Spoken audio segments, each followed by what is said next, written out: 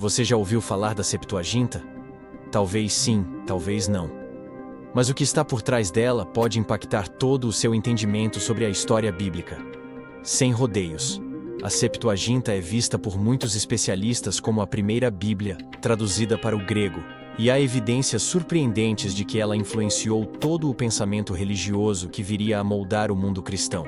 Neste vídeo, você vai descobrir como uma versão das Escrituras, elaborada há mais de 2000 anos, carrega segredos capazes de questionar interpretações que pareciam inabaláveis. Quer saber por que a Septuaginta pode ser a chave para entender as raízes do cristianismo e do judaísmo de forma mais profunda? Fique até o final porque há uma revelação que poucos conhecem sobre esses textos antigos. E se você já quer que mais pessoas tenham acesso a essas informações, compartilhe este conteúdo nos seus grupos de estudo ou redes sociais. Assim, você ajuda a espalhar este debate e, quem sabe, juntas, mais pessoas possam revisitar conceitos que achavam estar fechados. Agora, vamos direto ao ponto. Vamos descobrir o que a Septuaginta realmente é, por que ela foi tão importante no passado e, sobretudo, por que desperta controvérsias até hoje. Não se trata apenas de um assunto histórico ou de uma curiosidade acadêmica. A grande questão que paira no ar é: será que a forma como nós, hoje, lemos a Bíblia tem relação direta com escolhas feitas pelos tradutores da Septuaginta? E o quão distantes essas escolhas estão do texto hebraico original? Há quem diga que certas passagens cruciais, principalmente as que envolvem profecias, podem ter sido interpretadas de maneira a favorecer uma nova visão messiânica que tomou força no cristianismo inicial. Se isso for verdade, estamos diante de algo que pode virar de cabeça para baixo a noção de texto puro que muitos ainda defendem. Fique ligado porque em breve você vai conhecer algumas dessas passagens polêmicas e o porquê de elas serem tão relevantes para quem deseja entender não apenas a história do cristianismo, mas a própria formação do judaísmo no contexto helenístico. Prepare-se para descobrir como um aparente detalhe de tradução pode, na verdade, ser um divisor de águas teológico. Para entendermos como chegamos a esse ponto de debates acalorados, retornemos alguns séculos antes de Cristo, ao período helenístico, inaugurado pelas conquistas de Alexandre, o Grande, que espalhou a cultura e a língua grega por boa parte do mundo então conhecido. É nesse ambiente, especificamente na cidade de Alexandria, no Egito, que surge a iniciativa de traduzir as escrituras hebraicas para o grego. Alexandria era um verdadeiro caldeirão cultural, sede da famosa Biblioteca de Alexandria, onde grandes obras do mundo antigo se reuniam. Filósofos, matemáticos e astrônomos conviviam, trocavam ideias e, sobretudo, valorizavam o conhecimento escrito. Nesse contexto, a comunidade judaica local já não era pequena. Com o passar das gerações, muitos judeus não dominavam mais o hebraico, mas falavam grego, a língua do comércio, da filosofia, da política e da vida cotidiana naquela época. A lenda conta que o faraó Ptolomeu II Filadelfo reinou de 285 a 246 a.C., teria convidado 70 ou 72 sábios judeus para produzir uma tradução grega do Pentateuco, os primeiros 5 livros da Bíblia. Eles teriam trabalhado de modo independente e, milagrosamente, chegado a traduções idênticas. Embora esse relato possua traços claramente lendários, a mensagem é inequívoca. As comunidades judaicas passaram a reconhecer aquela tradução como algo digno de confiança, possivelmente abençoado pela mão divina. Não parou por aí. Com o sucesso do Pentateuco em grego, logo outros livros foram traduzidos ou adaptados, abrangendo muitos dos textos que hoje compõem o Antigo Testamento, além de alguns que nunca foram aceitos pelo cânone hebraico posterior, como Tobias, Judite, Sabedoria de Salomão, Eclesiástico, Baruque, Onse segundo Macabeus, entre outros. Foi dessa maneira que se formou, ao longo do tempo, uma coleção considerável de escritos em grego, coletivamente chamada de Septuaginta, do latim Septuaginta, 70. Para os judeus que viviam na diáspora, ou seja, espalhados pelo império, a Septuaginta era a chance de ler os textos sagrados na língua que realmente dominavam. Esse fato, por si só, foi fundamental para a preservação e difusão de conceitos fundamentais do judaísmo, num período em que a língua hebraica começava a perder sua vitalidade fora da Judéia. Porém, o impacto da Septuaginta não ficou restrito ao judaísmo. Ele repercutiu também nas comunidades cristãs que surgiram nos séculos seguintes, pois quando o cristianismo emergiu, o grego era a língua franca do Império Romano Oriental. É aqui que a coisa esquenta. Boa parte das citações do Antigo Testamento feitas no Novo Testamento coincide com a forma grega da Septuaginta, e não com o texto hebraico que viria a ser padronizado posteriormente pelos massoretas, alguns séculos depois de Cristo. Isso sugere que os primeiros cristãos reconheciam a Septuaginta como uma versão legítima das Escrituras. E não apenas isso, mas que a usavam para fundamentar sua teologia, inclusive para identificar profecias relativas a Jesus. A título de curiosidade, Santo Agostinho, no século IV d.C., considerava a Septuaginta divinamente inspirada, tanto quanto o texto hebraico. Ele chegou a dizer que se houvesse divergências entre a tradução grega e o original hebraico, a diferença estaria nos desígnios de Deus, e não em falhas humanas. Esse pensamento moldou o cristianismo ocidental por muito tempo. Contudo, a partir do momento em que o judaísmo pós-destruição do templo, 70 d.C., se consolida cada vez mais em torno do texto hebraico tido como oficial, e o cristianismo, por outro lado, segue utilizando, em boa parte, a Septuaginta, abre-se uma fenda. Aos poucos, os rabinos judeus passaram a priorizar e desenvolver o texto em hebraico, que foi fixado pelos massoretas entre os séculos VI e X da Era Comum, enquanto a Igreja cristã passou a perpetuar a versão grega, especialmente no Oriente, e as traduções dela derivadas no Ocidente, como a Vulgata, de São Jerônimo, que ainda assim também consultou os textos em hebraico. Tudo isso coloca a Septuaginta em uma posição singular na história das religiões abraâmicas. Ela não é simplesmente uma tradução, é uma testemunha de um momento histórico e teológico que uniu duas grandes tradições religiosas, judaica e cristã, e moldou a forma como o Ocidente viria a entender, celebrar e transmitir as Escrituras. E é justamente nesse ponto que surge a pergunta que pode balançar convicções. Quais seriam as repercussões de algumas diferenças significativas de texto? Pense consigo mesmo. Como seria a sua reação se você descobrisse que determinadas passagens bíblicas, usadas para embasar doutrinas fundamentais, estavam originalmente redigidas de outra forma, ou, pelo menos, com nuances diferentes no hebraico? Você daria importância a essas nuances? Ou preferiria acreditar que a essência permanece a mesma, independentemente das versões?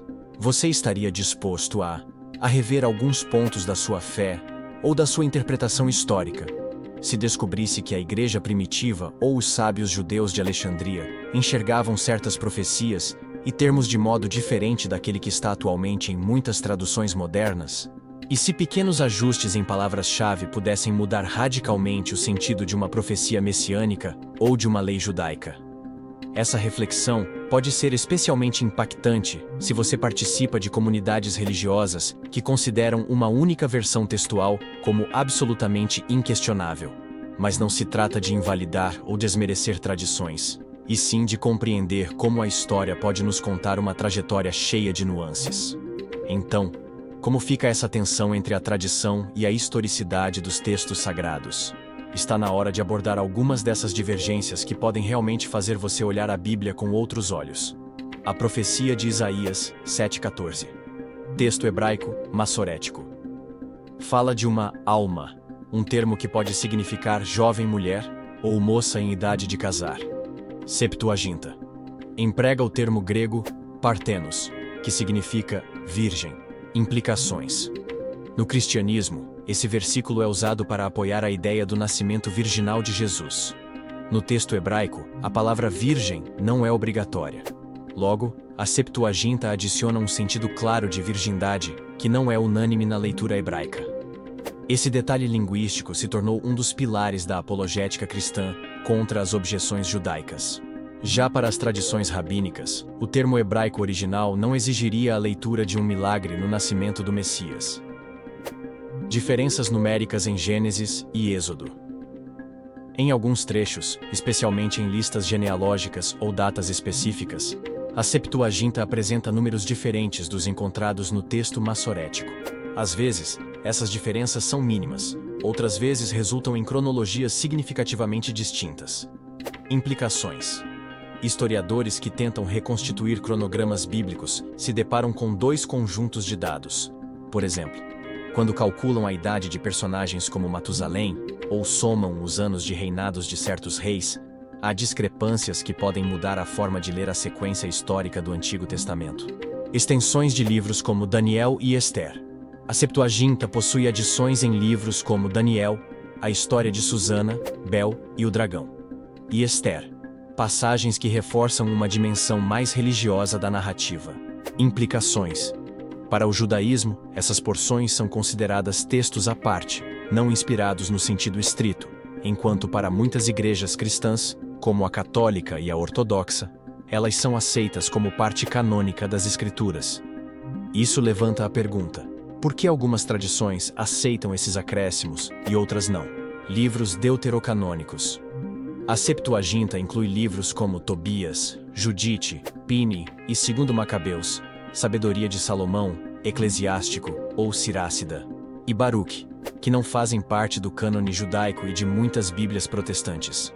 Implicações. Esses livros muitas vezes fornecem contexto histórico e teológico que ajuda a entender o período intertestamentário, entre o fim do Antigo Testamento e o início do Novo.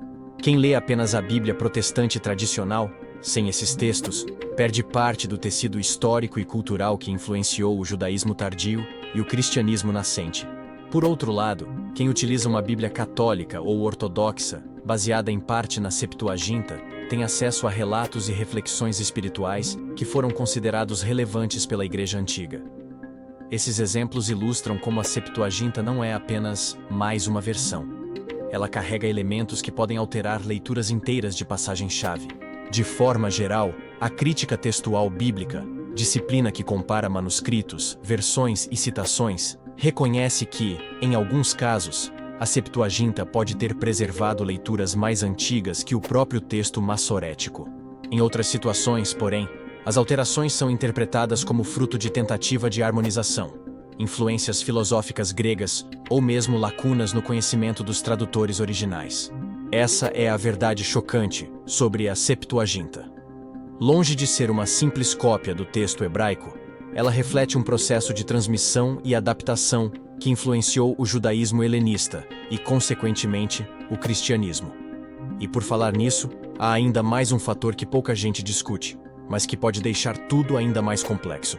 Alguns pesquisadores apontam a hipótese de que o texto hebraico que serviu de base à Septuaginta era diferente daquele que gerou a versão massorética.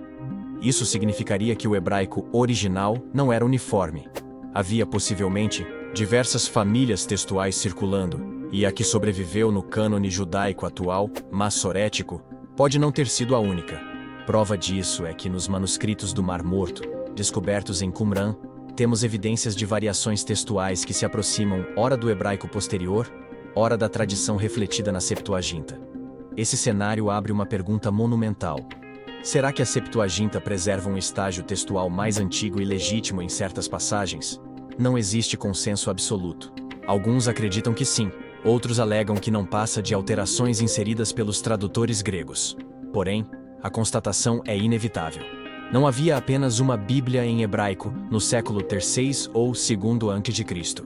Havia diferentes rolos, cada um com leves, ou grandes, discrepâncias. Se você quiser se aprofundar mais nessa discussão, há um campo inteiro de pesquisa sobre os chamados textos pré-massoréticos, e eles podem fornecer pistas sobre a formação do cânone e as brigas internas entre grupos judaicos. Esse novo fato alimenta a hipótese de que certos livros que hoje chamamos de apócrifos, ou deuterocanônicos, pudessem estar circulando em comunidades específicas, sendo considerados inspirados por uns e rejeitados por outros, ainda antes de qualquer consenso religioso formal. Em suma, muito do que hoje tomamos como textos bíblicos definitivos resultou de um processo que envolveu decisões políticas, litúrgicas e até disputas internas entre correntes religiosas. Nessa trama, a Septuaginta tem um papel central por representar o contexto judaico-helenístico e antecipar vários aspectos do cristianismo. Quer saber mais sobre esses manuscritos misteriosos de Qumran e outras descobertas arqueológicas que podem reinventar a forma como olhamos para as Escrituras? Então fique atento ao material que estamos preparando sobre os chamados documentos do Mar Morto. Há quem diga que esses pergaminhos podem trazer a lume mais peças desse quebra-cabeça textual. indicando que havia pluralidade no judaísmo antigo muito maior do que imaginamos.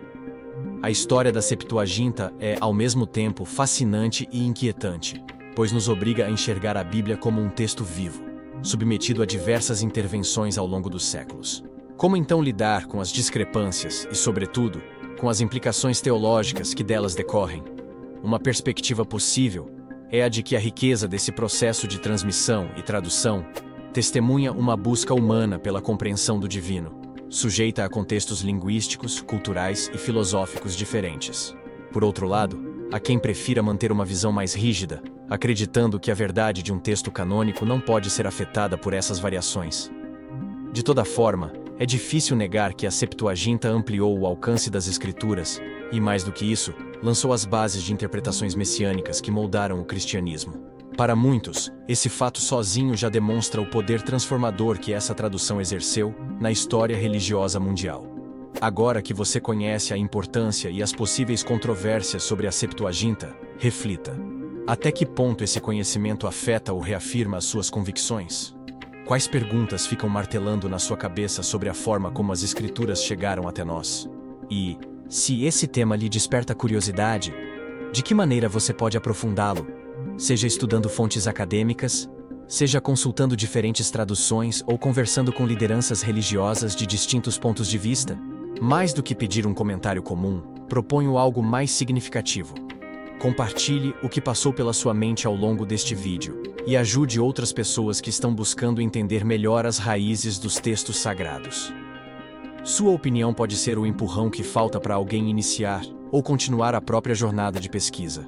E se você quer explorar ainda mais esse assunto, confira nosso material sobre as várias versões textuais existentes antes da padronização do cânone. Há descobertas recentes que podem lançar luz sobre por que alguns livros foram aceitos, outros rejeitados, e como tudo isso ainda reverbera em debates religiosos contemporâneos. Agradeço pela sua presença nesta longa caminhada histórica e teológica, que ela sirva de porta de entrada para uma visão mais ampla e inspiradora das Escrituras. Até breve, e não esqueça, a busca pela compreensão dos grandes textos da humanidade não termina nunca. Cada fragmento novo, cada pergaminho descoberto, cada estudo publicado, pode reavivar a chama do debate sobre nossas bases de fé, cultura e identidade. Se você achou este conteúdo útil ou provocador, já sabe, compartilhe com quem pode se beneficiar deste tema. Nos vemos em breve no próximo capítulo dessa saga de descobertas.